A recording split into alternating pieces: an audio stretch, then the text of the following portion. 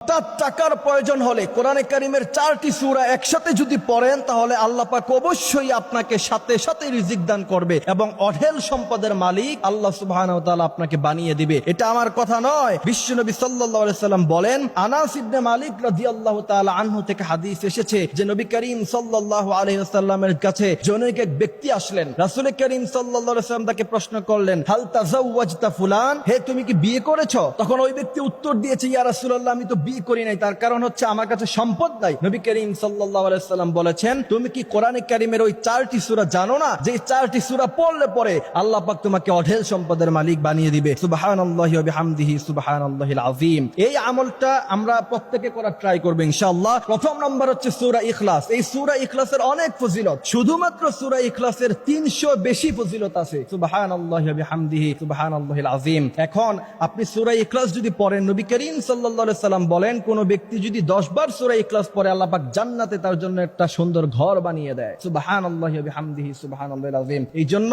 প্রথম নাম্বার হচ্ছে সূরা ইখলাস, এটা আমরা নিয়মিত পড়ব। দ্বিতীয় নাম্বার হচ্ছে সূরা নসর।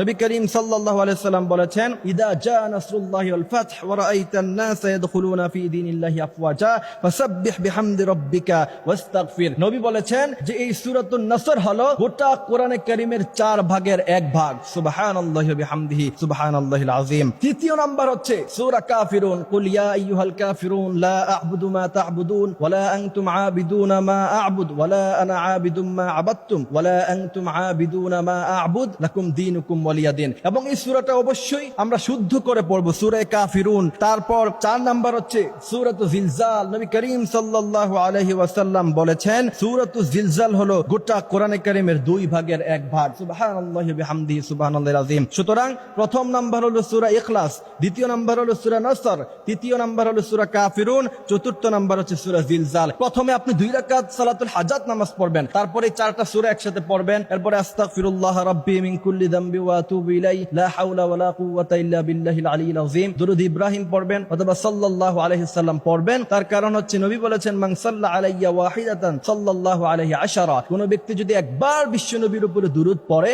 বিশ্বনবী বলেন আল্লাহ পাক 10 বার তার উপরে রহমত নাজিল করে।